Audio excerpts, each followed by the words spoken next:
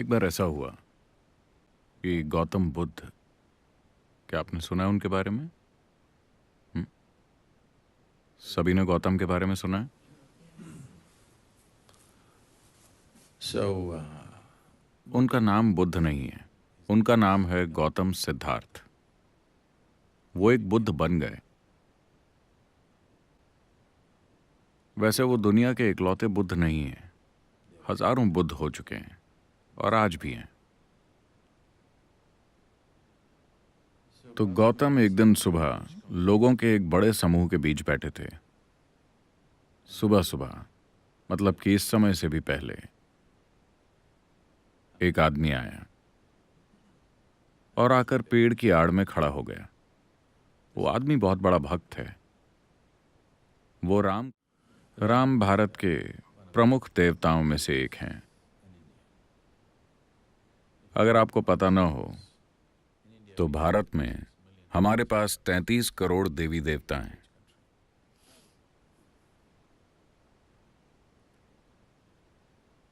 तो वो राम का बहुत बड़ा भक्त था। भारत में भक्तगण, आजकल ऐसा नहीं होता ना, हर कोई ऐसा होता है, लेकिन वो लोग जो इसे गंभीरता से लेते हैं, वो जिस भगवान में विश्वास रखते हैं उसके नाम के अलावा कुछ और बोलते ही नहीं। अगर वो आपको बुलाना चाहते हैं तो वो कहेंगे राम राम। अगर जाने के लिए कहना हो तो राम राम। अगर उन्हें कुछ चाहिए तो राम राम। राम के सिवा कोई और शब्द नहीं। कपड़ों पर भी राम राम छपा है। वो बोलते भी राम राम हैं, वो जीते भी राम राम हैं। वो अपनी पूरी जिंदगी भगवान को समर्पित कर देते हैं। आप स्मार्ट हैं, आप वैसे नहीं हैं। आप भगवान को इंश्योरेंस की तरह रखते हैं। कहीं अगर कुछ गड़बड़ हो जाए तो मैंने भी अपना प्रीमियम भरा हुआ है। जो कुछ आपको करना है आप कर ही लेते हैं। भगवान को आप इंश्योरेंस की तरह रखते हैं। आप स्मार्ट हैं। लेकिन इस आदमी ने अपना पूरा जीवन भगवान में लगा दिया, पूरी तरह से। उम्र बीत रही है, थोड़ा सा संदेह पैदा हुआ। तो थोड़ा सा संदेह पैदा हुआ। वो जानता है कि भगवान है, बस छोटा सा डाउट। मान लो कि भगवान नहीं है, तो मैं राम राम जप कर अपना पूरा जीवन बर्बाद कर रहा हूं। ये डाउट आपको तभी होगा अगर आप अपना पूरा जीवन लगा देते हैं। आप हफ्ते में सिर्फ 10 मिनट लगाते हैं तो आपको ये डाउट कभी नहीं आएगा। चलता है, दिक्कत क्या है? अगर आप अपना जीवन पूरी तरह से भगवान में लगा दें तो 3 दिन के अंदर ही ये डाउट होने लगेगा, क्या मैं ये काम करके अपनी पूरी जिंदगी बर्बाद कर रहा हूं? और दूसरे लोग भी हैं जो भगवान में यकीन नहीं रखते। इस जॉन को देखो, यकीन नहीं रखता। इसके लिए भी सुबह सूरज उगता है, इसके लिए भी फूल खिलते हैं, इसकी भी जिंदगी चल रही है। शायद ये मुझसे बेहतर जिंदगी जी रहा है। तो छोटा सा डाउट। वो जानता है कि भगवान है, बस एक छोटा सा डाउट। अब यहाँ एक आत्मज्ञानी महापुरुष मौजूद है। वो बस पक्का करना चाहता है, लेकिन काफी लंबे समय से एक जाना माना भक्त होने के कारण, क्योंकि वो सिर्फ मंदिर जाता ही नहीं था, उसने कई सारे मंदिर बनाए भी थे। तो जिंदगी के इस पड़ाव पर अब ये कैसे पूछा जाए कि भगवान है या नहीं? तो वो सुबह सुबह आया और दूर वहां पेड़ की आड़ में खड़ा हो गया और उसने ये सवाल पूछा, क्या भगवान है? गौतम ने उस आदमी की तरफ देखा और साफ साफ कह दिया, नहीं। वहां शिष्यों की पूरी मंडली बैठी थी। उनके मन में ये जद्दोजहद हमेशा चलती रहती थी कि भगवान है या नहीं, भगवान है या नहीं। उफ, अब जाके राहत मिली। जब भी वो गौतम से ये सवाल पूछते थे तो वो हमेशा मौन हो जाते, वो कुछ नहीं कहते। पहली बार उन्होंने साफ साफ जवाब दिया, भगवान नहीं है। पूरी मंडली में खुशी की लहर फैल गई। ये जद्दोजहद कि भगवान है या नहीं अब खत्म हो गई। आत्मज्ञानी महापुरुष ने घोषित कर दिया है कि भगवान नहीं है। यह संदेश पूरे शहर में फैल गया। पूरे दिन जश्न मनाया गया, क्योंकि जरा इस आजादी की कल्पना कीजिए। भगवान न होने का मतलब है कि कोई भी ऊपर बैठकर ये हिसाब नहीं लिख रहा कि आपने क्या किया, क्या नहीं किया, ताकि वो आपको सजा दें या नर्क में जला सकें या कुछ और कर सकें। जिंदगी पूरी तरह से आपकी है। तो पूरे दिन जश्न मनाए गए, हर कोई खुशी से झूम रहा था। शाम को एक बार फिर सभा बैठी थी। एक और आदमी आया, वो भी दूर पेड़ की आड़ में खड़ा है। यह आदमी एक चारवाक है। चारवाक यानी भारत में कुछ ऐसे लोग हैं जो चारवाक के नाम से जाने जाते हैं। ये चारवाक पूरी तरह से मटीरियलिस्ट होते हैं। ये किसी और बात पर यकीन नहीं करते अपनी आंखों देखी के अलावा। शायद यही इकलौती संस्कृति है जो इसकी छूट देती है। आप देखेंगे कि बहुत से धर्म प्रचारक भगवान का संदेश फैलाने के लिए गांव-गांव जा रहे हैं, और भगवान के न होने का प्रचार करने वाले भी गांव-गांव जा रहे हैं और लोगों से बहस करके ये साबित कर रहे हैं कि भगवान नहीं है। शायद यही इकलौती संस्कृति है जो इसकी इजाजत देती है। बाकी जगहों में तो वो मारे जाएंगे। अगर आप चाहें तो भगवान का प्रचार कर सकते हैं, और अगर चाहें तो उनके न होने का। यही सच्ची डेमोक्रेसी है ना? ऐसा हजारों सालों से चलता आ रहा है। लोग गांवों में जाकर बहस करते हैं और साबित करते हैं कि भगवान नहीं है। तो ये एक एक्सपर्ट चारवाक है। आपका विश्वास चाहे कितना भी पक्का क्यों ना हो, अगर आपने 10 मिनट उससे बात कर ली तो वो साबित कर देगा कि भगवान नहीं है। हजारों लोगों को वो यकीन दिला चुका है कि भगवान नहीं है, भगवान नहीं है, भगवान नहीं है। उम्र बीत रही है, थोड़ा सा संदेह आ गया है। मान लो कि भगवान है। जब मैं वहां जाऊंगा तो क्या वो मुझे छोड़ देंगे? और ये सारे भक्तगण कहते हैं कि उनके पास टॉर्चर करने के लिए हर तरह के औजार हैं। चूंकि मैं ये साबित करने में लगा था कि उसका अस्तित्व ही नहीं है, वो शायद मुझे ज्यादा ही टॉर्चर करेंगे। वो जानता है कि भगवान नहीं है। उसने हजारों लोगों को साबित किया है कि भगवान नहीं है। बस थोड़ा सा संदेह है। अब एक आत्मज्ञानी महापुरुष मौजूद हैं, वो पक्का करना चाहता है। तो वो शाम को आकर वहां खड़ा हो गया और उसने भी वही सवाल पूछा, क्या भगवान है? गौतम ने उस आदमी की तरफ देखा और कहा, हाँ। एक बार फिर खलबली मच गई। सुबह उन्होंने कहा भगवान नहीं है। वो सभी बहुत खुश थे। शाम को वो कहते हैं भगवान है। तो गौतम ये कौन सा खेल खेल रहे हैं?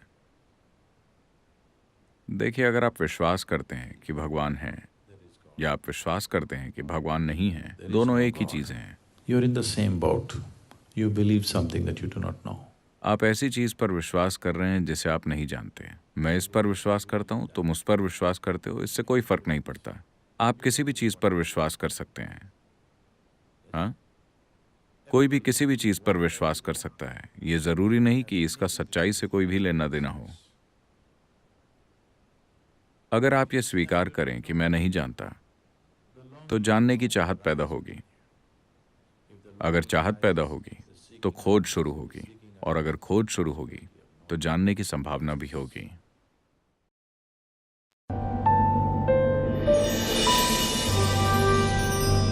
शरीर और आपका दिमाग सबसे अच्छे से तभी काम करता है जब आपका पेट खाली हो। तो हम हमेशा भूखे सोने जाते हैं। लोगों को लगता है कि वे सो नहीं सकते, सो सकते हैं। अगर आप ऐसा करें तो आप देखेंगे कि आपकी आधी स्वास्थ्य समस्याएं, आपको जो भी स्वास्थ्य संबंधी समस्याएं हैं, उनमें से कम 50% 6 हफ्तों में चली जाएं। मैं इस बारे में 40 सालों से बोल रहा हूं, और मैंने हजारों लोग देखे हैं जो स्वस्थ और खुशहाल हो जाते हैं सिर्फ इसलिए कि वे हर समय ईंधन नहीं भरते रहते जबकि टंकी बह रही हो। योग केंद्र में सभी लोग सुबह 10 बजे खाते हैं और शाम को 7 बजे। हम बहुत सी शारीरिक गतिविधियां करते हैं। आश्रम के अंदर गाड़ियां नहीं है, वो एक बड़ी जगह है। सभी या तो चलते हैं या साइकिल चलाते हैं। डाइनिंग हॉल जाने के लिए भी 1 किलोमीटर चलना पड़ता है। ऑफिस जाने के लिए भी आधे से 1 किलोमीटर चलना पड़ता है। इस तरह लोग हर समय शारीरिक काम करते रहते हैं। तो हर कोई दोपहर 3:30 या 4 बजे तक काफी भूखा होता है। वे काफी भूखे होते हैं, लेकिन हमने उसे जीवन का एक हिस्सा बना लिया है, क्योंकि पेट खाली होना और भूख लगना 2 अलग अलग चीजें हैं। भूख मतलब आपकी ऊर्जा का स्तर कम हो रहा है, लेकिन पेट खाली होना अच्छा है। योग विज्ञान में, और आज आधुनिक विज्ञान भी इससे सहमत हो रहा है, आपका शरीर और आपका दिमाग सबसे अच्छे से तभी काम करता है जब आपका पेट खाली हो। तो हम हमेशा सुनिश्चित करना चाहते हैं कि हम इस तरह से खाएं कि हम चाहे जितना भी खाएं हमारा पेट ज्यादा से ज्यादा 2 से 2.5 घंटे में हमेशा खाली हो जाए तो हम हमेशा भूखे सोने जाते हैं। लोगों को लगता है कि वे सो नहीं सकते, सो सकते हैं। आप ये सिर्फ इसलिए कर पाते हैं क्योंकि आप जरूरत से ज्यादा नहीं खाते। ये बहुत महत्वपूर्ण है। हर कोई 2 बार खाता है, मैं आमतौर पर सिर्फ 1 बार खाता हूँ, शाम को 4:30-5 बजे, क्योंकि मुझे पसंद नहीं कि मैं प्लेट के सामने बैठकर चिंता करूं कि कितना खाना है। मुझे अच्छे से खाना पसंद है। तो अगर मैं शाम 4:30 या 5 बजे खाता हूं तो फिर अगले दिन ही खाता हूं। क्या ये काफी है? क्या मैं ठीक लग रहा हूं? हेलो, मैं आपके मरीजों जैसा नहीं दिख रहा है ना? मैं आपके पास नहीं आऊंगा क्योंकि शरीर में कोई भी जरूरी सुधार और शुद्धि तब होती है जब आपका पेट खाली हो। ये बहुत जरूरी है, वरना कोशिकाओं के स्तर पर शुद्धि नहीं हो पाती। आप चीजें इकट्ठी करते हैं, फिर हर तरह की परेशानियां होती हैं। पहली चीज है शरीर में आलस्य। आलस्य के कई स्तर होते हैं। अगर आपने उन सभी पर ध्यान न दिया हो तो जितना समय आप सोते हैं वो आलस्य है। आप सभी यहाँ सोने आए हैं या जीने के लिए, है ना? यहाँ मतलब यहाँ नहीं, मेरा मतलब है जीवन में। आप जीना चाहते हैं या जीवन जीना चाहता है ना? लेकिन क्योंकि आपने अमेरिकी डॉक्टरों की बात की तो ये अब यहां भी शुरू हो गया है। सभी अमेरिकी डॉक्टर्स कहते हैं आपको कम से कम 7 से 8 घंटे सोना चाहिए। इसका मतलब है आपके जीवन के 1/3 हिस्से में आपको सोना चाहिए। मान लीजिए आपके पास एक मोटरसाइकिल या कार है जो 1 महीने में 1 बार सर्विस के लिए जाती है, तो उसे रखना ठीक है। मगर वो महीने में 15 दिन की सर्विस लेती हो तो ये परेशानी है कि नहीं? बहुत से लोगों ने अपने सिस्टम को परेशानी बना लिया है क्योंकि उनका अपना शरीर उनके जीवन में एक बहुत बड़ी रुकावट है। वो जो भी करना चाहते हैं उनका शरीर उन्हें करने नहीं देता। तो इसके कई पहलू हैं। एक महत्वपूर्ण पहलू यह है कि जितना खाना चाहिए लोग उससे कहीं ज्यादा खा रहे हैं, सिर्फ इसलिए क्योंकि उन्हें कहा जाता है कि आपको ज्यादा खाना चाहिए वरना आप कमजोर हो जाएंगे। नहीं, अपने शरीर को ठीक रखने का एक तरीका है। आज हर कोई कम ईंधन लेने वाली कार और मोटरसाइकिल बनाना चाहता है। इसका मतलब क्या है? अगर मशीन कुशलता से चलेगी तो कम ईंधन खर्च होगा, है ना? तो अगर यहां बैठे हुए आप बहुत आराम में हैं तो ये कम ईंधन लेगी। अगर आप हर समय ऐसे होंगे तो ये और ज्यादा भोजन मांगेगी, ये आपको विवश करेगी। तो ये नया नाम इंटरमिटेंट ईटिंग आपको देखना चाहिए। अमेरिका में लोग हमारे कार्यक्रमों में आते हैं। हमारे कार्यक्रम 10 से 12 घंटे चलते हैं। तो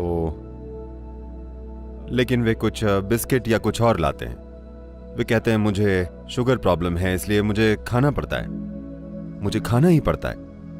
मैं कहता हूं आप बस यहां रहिए, आप नहीं मरेंगे, मैं सुनिश्चित करूंगा, क्योंकि मैं नहीं चाहता कि मेरे कार्यक्रम में कोई मर जाए, ठीक है? मैं ये सुनिश्चित करूंगा। पहले दिन नहीं मुझे खाना पड़ेगा। तीसरे दिन तक वे सब कुछ छोड़ देते हैं, 12 घंटे बिना भोजन के बैठते हैं और वो बिल्कुल ठीक रहते हैं।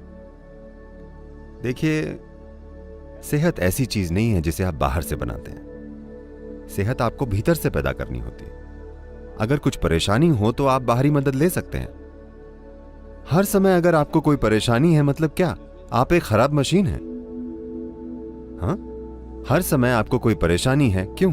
इसे ऐसे नहीं डिजाइन किया गया है, इसे सेहत के लिए बनाया गया है। आपके शरीर की हर कोशिका को सेहत पैदा करने के लिए बनाया गया है ना? वे सभी सेहत पैदा करने के लिए मेहनत कर रही हैं, सिवाय आपके। तो योग में कम से कम 8 घंटों के अंतराल की सलाह दी जाती है। एक भोजन से दूसरे भोजन के बीच 8 घंटे का अंतर होना चाहिए।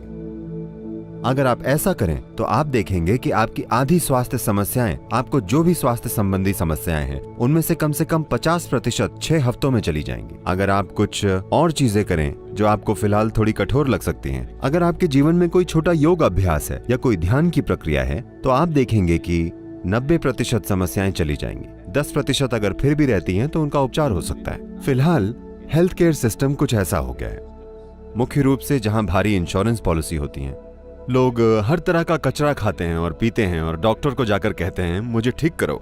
ये ऐसे काम नहीं करता।